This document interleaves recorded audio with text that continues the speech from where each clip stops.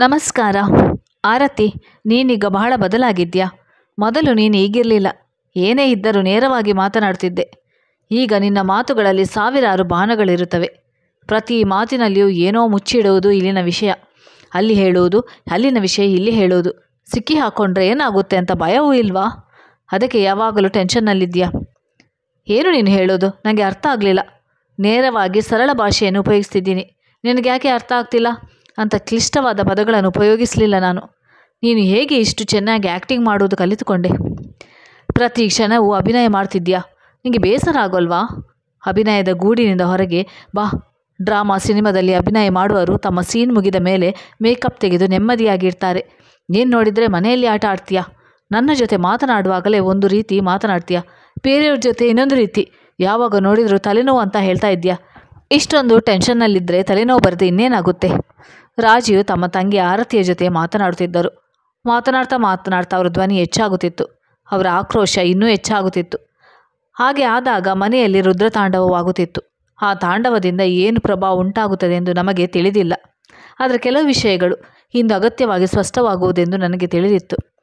ಯಾವಾಗಲೂ ತಮಾಷೆ ಮಾಡೋದು ನಿನಗೆ ಅಭ್ಯಾಸವಾಗಿ ಹೋಗಿದೆ. ನಾನು ಅಂಥದ್ದೇನು ಹೇಳಿದೆ ರಾಜೀವನ್ನ? ನನ್ನ ಮಾತಿನ ಅರ್ಥವು ನಿನಗೆ ಆಗೋಲ್ಲ. ಏಕೆಂದರೆ ಯಾವಾಗ ಏನು ಹೇಳ್ತಿದ್ದೀಯಂತ ಸ್ವಂತ ನಿನಗೆ ಗೊತ್ತಾಗೋಲ್ಲ. ನೀನು ಓದಿದವಳು, ತಿಳುವಳಿಕೆ ಇರುವವಳು. ಕಿಟಿಪಾಟಿಗಳಿಗೆ ಹೆಚ್ಚು ಹೋಗೋಕ್ಕೆ ಶುರು ಮಾಡಿದಾಗಿನಿಂದ ನಿನ್ನ ಹಾವಭಾವ ಬಹಳ ಬದಲಾಗಿದೆ. ನೇರವಾಗಿ ಮಾತನಾಡುವುದನ್ನು ನೀನು ಮರೆತು ಹೋಗ್ತೀಯಾ? ಅಮ್ಮ ಸರಿಯಾಗಿ ಹೇಳ್ತಿದ್ರು ನಿನ್ನ ಬಗ್ಗೆ. ನೀನೆಲ್ಲರನ್ನೂ ಬಹಳ ಸುಲಭವಾಗಿ ನಂಬಿಬಿಡ್ತೀಯಾ. ಸಹವಾಸದ ಪ್ರಭಾವ ನಿನ್ನ ಮೇಲೆ ಬಹುಬೇಗ ಆಗುತ್ತೆ ಅಂತ. ಅಮ್ಮನನ್ನು ಯಾಕೆ ತಗೊಳ್ತೀಯಣ್ಣ? ನಿನ್ನ ಹೆಂಡತಿ ಅಂತ ಹೇಳು. ಅದರಿಂದ ಏನು ಅರ್ಥವಾಯಿತು? ಅವಳು ನಿನ್ನ ಅತ್ತಿಗೆ. ಏನು ಮಾತನಾಡ್ತಿದ್ಯಾ ನೀನು? ನಿನ್ನ ಕೆಲಸ ಮಾಡಿಸಿಕೊಳ್ಳೋಕ್ಕೆ ನೀನು ಅವಳಿಗೆ ಅಮ್ಮನ ಸ್ಥಾನ ನೀಡಿದೆ. ಈಗ ನಾನು ನಿನ್ನ ಬೇಜಾವತರದ ಬಗ್ಗೆ ಮಾತನಾಡಿದಾಗ ಅವಳು ನನ್ನ ಹೆಂಡತಿಯಾಗಿ ಬಿಟ್ಟಳು. ಸಾಕ್ರಿ ನಿಮ್ಮ ಮಾತು. ವಿಷಯ ಹೆಚ್ಚಿಸಬೇಡಿ. ಇವತ್ತು ರಾಖಿ ಹಬ್ಬ, ಶಾಂತವಾಗಿ ಕಳೀಲಿ. ಚಂದ್ರ, ನೀನು ಸುಮ್ಮನಿರು. ಇದರಲ್ಲಿ ತಲೆ ಹಾಕಬೇಡ. ನೀನು ಸಮಸ್ಯೆಯನ್ನು ಮುಗಿಯೋಕ್ಕೆ ಬಿಡೋಲ್ಲ. ನಾನು ಮಾತನಾಡೋಕ್ಕೆ ಶುರು ಮಾಡಿದ ಕೂಡಲೇ ಮಾತನ್ನು ಮುಗಿಸಿಬಿಡ್ತೀಯಾ? ಗಂಟುಗಳ ಮೇಲೆ ಗಂಟು ಬೀಳ್ತಿದೆ. ಕೊನೆ ಮೊದಲಿಲ್ಲ. ಮನೆಯ ಪರಿಸ್ಥಿತಿ ದಿನ ದಿನಕ್ಕೂ ಹಾಳಾಗ್ತಿದೆ. ಅಣ್ಣನಂತೂ ನನ್ನ ಜೊತೆ ಮಾತನಾಡ್ತಾನೇ ಇಲ್ಲ. ನನಗೂ ಅವರಿಗೂ ಯಾವುದೇ ಜಗಳ ಆಗಲಿಲ್ಲ, ಮನಸ್ತಾಪವೂ ಇಲ್ಲ.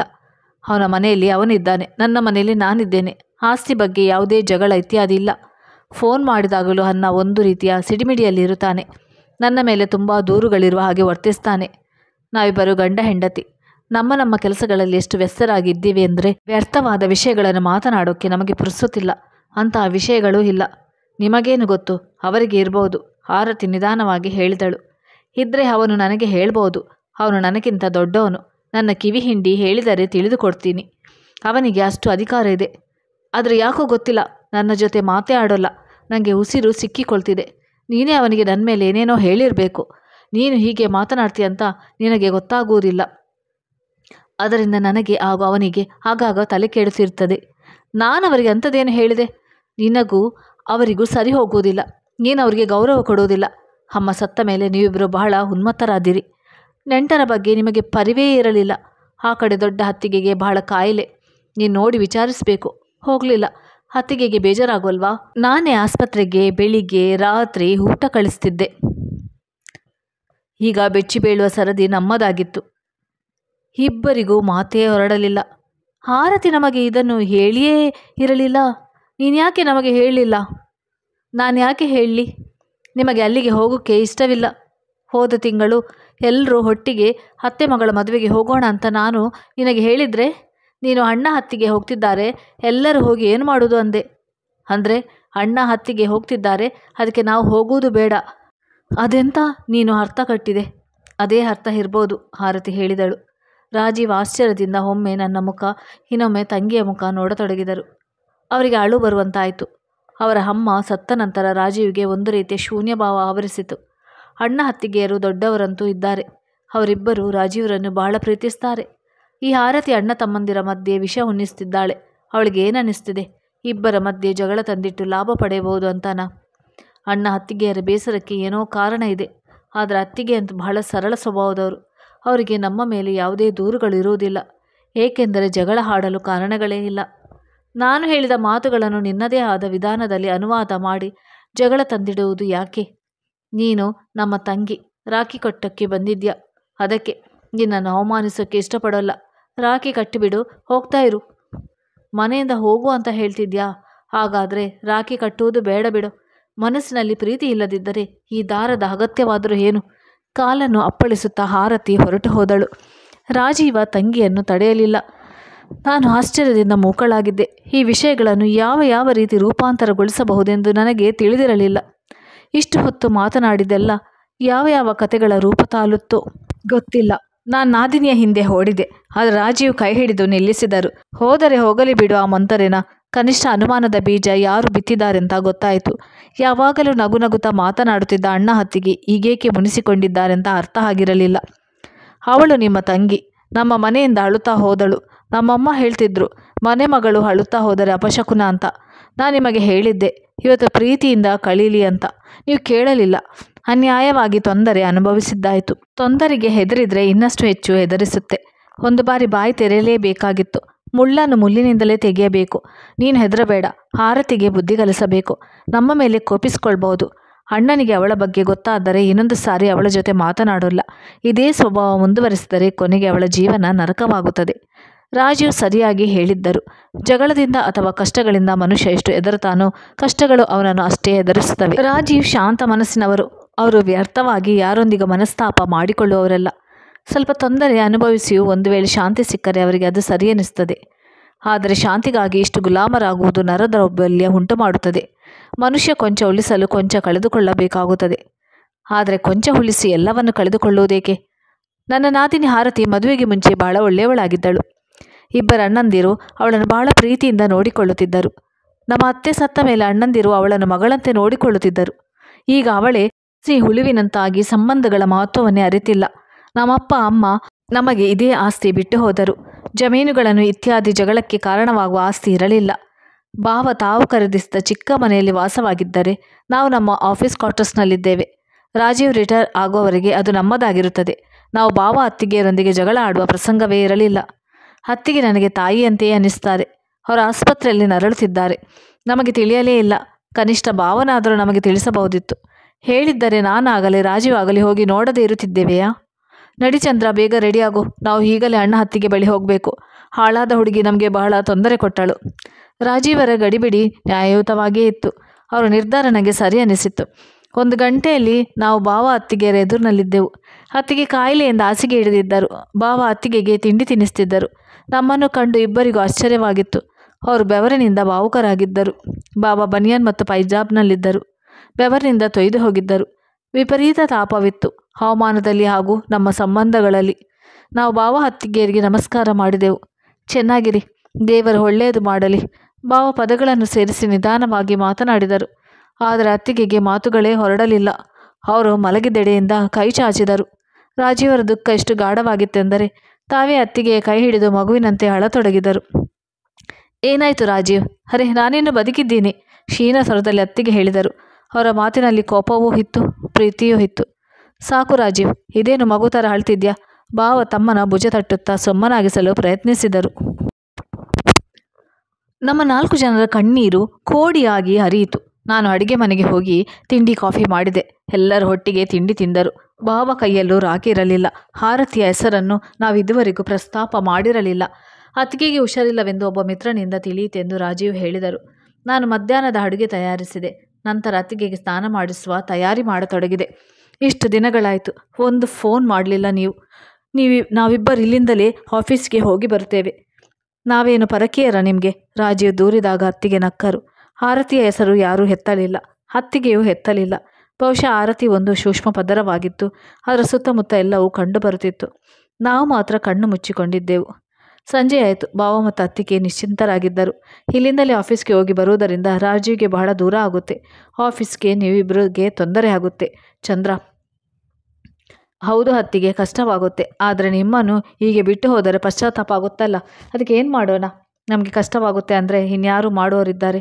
ನಾಳೆ ನಾನು ಕಾಯಿಲೆ ಬಿದ್ದರೆ ನಾವು ನಿಮ್ಮನ್ನು ಬಿಟ್ಟ ಹಾಗೆ ನಮ್ಮನ್ನು ಬಿಟ್ಟು ಬಿಡಿ ಎಂದು ಗಂಟಲು ಗದ್ಗದವಾಯಿತು. ಅತ್ತಿಗೆ ಏನು ಹೇಳಲಿಲ್ಲ. ನನ್ನ ಕೈಯನ್ನು ಹೊತ್ತಿದರು. ನಮ್ಮಿಂದ ಏನೂ ತಪ್ಪಾಗಲಿಲ್ಲವೆಂದು ಮೂಕ ಸಂದೇಶ ಕೊಟ್ಟಂತಾಯಿತು. ಭಾವ ಹಾಗೂ ರಾಜೀವರ ಕೈಗಳು ಖಾಲಿಯಾಗಿದ್ದವು. ಇಬ್ಬರ ಹಣೆಗಳು ತಿಲಕವಿಲ್ಲದೆ ಕಾಂತಿಹೀನವಾಗಿದ್ದವು. ಅತ್ತಿಗೆಗೆ ಲೈಟ್ ಆಗಿ ಪ್ಯಾರಲಿಸಸ್ ಆಗಿತ್ತು. ಅವರಿಗೆ ಬೆರಳು ಆಡಿಸಲಾಗುತ್ತಿರಲಿಲ್ಲ. ಅವರು ತಲೆ ಬಾಚಿ ಹಣೆಗೆ ಬಿಂದಿ ಇಡಲು ಇಚ್ಛಿಸಿದಾಗ ಅವರು, ಇರಲಿ ಬಿಡು, ನನಗೆ ಯಾಕೆ ಅಲಂಕಾರ ಮಾಡ್ತಿದ್ಯಾ ಎಂದರು ನಗುತ್ತಾ. ಸುಮ್ಮನಿರತ್ತಿಗೆ, ಹೀಗೇಕೆ ಹೇಳ್ತೀರಾ? ರಾಜೀವ್ ಮತ್ತೆ ಅಳತೊಡಗಿದರು. ಅಮ್ಮ ಸತ್ತ ಮೇಲೆ ಅತ್ತಿಗೆಯೇ ಒಂದು ಸದೃಢವಾದ ಕಂಬದಂತಿದ್ದರು ರಾಜೀವ್ಗೆ. ಅತ್ತಿಗೆಯನ್ನು ಒಮ್ಮೆ ನೋಡಿ ಶಾಂತರಾಗುತ್ತಿದ್ದರು. ಅತ್ತಿಗೆ ತಾನೇ, ಅಮ್ಮನಿಲ್ಲದಿದ್ದರೆ ಏನಾಯಿತು? ಈಗ ಅತ್ತಿಗೆಗೂ ಏನಾದರೂ ಆಗಿಬಿಟ್ರೆ? ನನ್ನ 2 ಮಕ್ಕಳು ಹಾಸ್ಟೆಲ್ನಲ್ಲಿದ್ದಾರೆ. ಭಾವ ಅತ್ತಿಗೆ 2 ಹೆಣ್ಣು ಮಕ್ಕಳಿಗೆ ಮದುವೆ ಮಾಡಿ ಅವರ ಸುಖಿ ದಾಂಪತ್ಯದ ಬಗ್ಗೆ ಆಶಾಭಾವನೆ ಹೊಂದಿದ್ದಾರೆ. ರಾಜೀವ್ ಬಗ್ಗೆ ಇರುವ ಮಮಕಾರ ಅತ್ತಿಗೆಯ ಬಾಯಲ್ಲಿ ಹಾಗಾಗಿ ಹೊರಹೊಮ್ಮುತ್ತದೆ. ನೀವಿದ್ದೀಯಲ್ಲ ರಾಜೀವ್ ಪುಟ್ಟ, ನನ್ನ ಮಗ, ವಯಸ್ಸಾದ ಮೇಲೆ ಅತ್ತಿಗೆನ ನೋಡಿಕೊಳ್ಳಲ್ವಾ? ಸಂಬಂಧಗಳಲ್ಲಿ ಹುಳಿ ಹಿಂಡು ಅವರ ಗಂಟಲನ್ನೇ ಕೊಯ್ದು ಹಾಕಬೇಕು ಎಂದು ರಾಜೀವ್ ಹೇಳುತ್ತಿದ್ದರು. 2 ನಡುವೆ ಅನುಮಾನದ ಬೀಜ ಬಿತ್ತುವವರಿಗೆ ಮರಣದಂಡನೆ ವಿಧಿಸಬೇಕು. ಕೊಲೆ ಮಾಡುವುದಕ್ಕಿಂತ ದೊಡ್ಡ ಅಪರಾಧ ಇದು. ಹತ್ಯೆಗೀಡಾದ ವ್ಯಕ್ತಿ ಸತ್ತು ಮುಕ್ತಿ ಪಡೆಯುತ್ತಾನೆ, ಆದರೆ ಸಂಬಂಧಗಳಲ್ಲಿ ಬೆರೆಸಿದ ವಿಷ ಜೀವನ ಪರ್ಯಂತ ಕಾಡುತ್ತದೆ. 2 ವ್ಯಕ್ತಿಗಳು ಇಡೀ ಜೀವನ ಕಷ್ಟ ಅನುಭವಿಸುತ್ತಾರೆ. ದ್ವೇಷಿಸುವುದೂ ಇಲ್ಲ, ಒಳಗಿರುವ ಪ್ರೀತಿಯನ್ನು ಸಾಯಿಸುವುದಿಲ್ಲ. ವಿಷ ಬೆರೆಸುವವರು ಈ ಬೆಂಕಿಗೆ ಸ್ವಲ್ಪ ಸ್ವಲ್ಪವೇ ಎಣ್ಣೆ ಸವರುತ್ತಿರುತ್ತಾರೆ. ಏಕೆಂದರೆ ಬೆಂಕಿ ಎಂದೂ ನಂದಬಾರದು. ಈ ಆರತಿ ಮಾಡುತ್ತಿರುವುದು ಇದನ್ನೇ. ಈಗ ಯೋಚಿಸಿರುವಾಗ ಬಾಗಿಲು ತಟ್ಟಿದ ಶಬ್ದವಾಯಿತು. ಬಾಗಿಲು ತೆರೆದು ನೋಡಿದರೆ ಸಂಜೀವ್. ಎಲ್ಲರಿಗೂ ಆಶ್ಚರ್ಯವಾಯಿತು. ಸಂಜೀವ್ ಆರತಿಯ ಗಂಡ. ಆರತಿ ಮನೆಗೆ ಹೋದ ನಂತರ ಇವರೊಂದಿಗೆ ಏನೇನೋ ಹೇಳಿದ್ದಾಳು.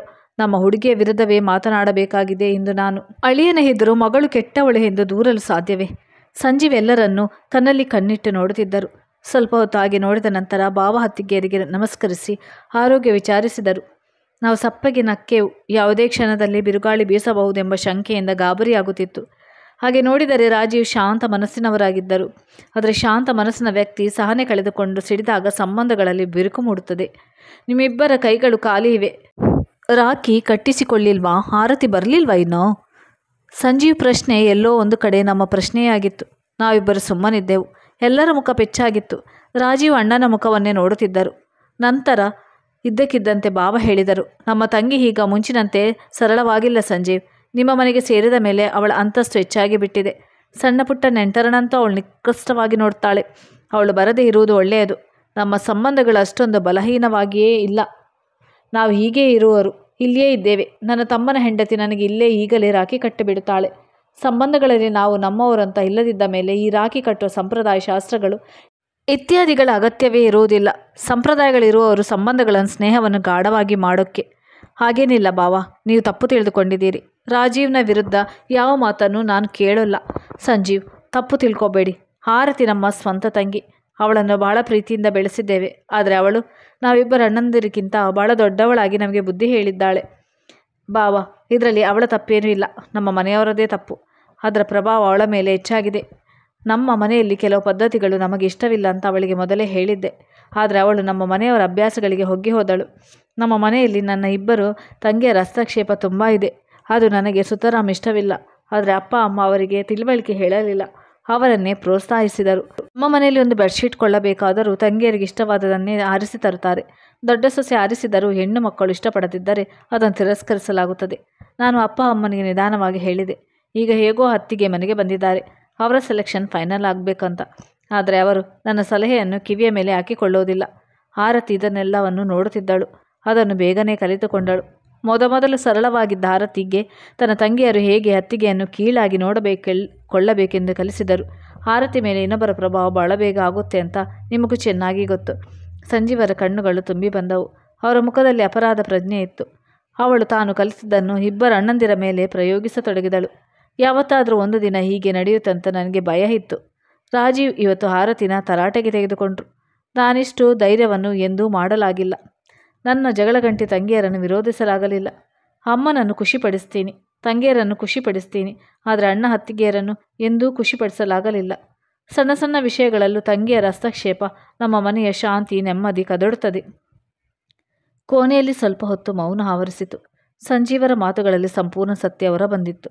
ರಾಜೀವ್ ಆರತಿಯನ್ನು ತರಾಟೆಗೆ ತೆಗೆದುಕೊಂಡಿದ್ದು, ಗಂಡ ಹೆಂಡತಿ 2 ಅಣ್ಣ ಅತ್ತಿಗೆಯರನ್ನು ನೋಡಲು ಓಡಿ ಬಂದಿದ್ದು ಎಲ್ಲವೂ ಅವರಿಗೆ ತಿಳಿದಿತ್ತು.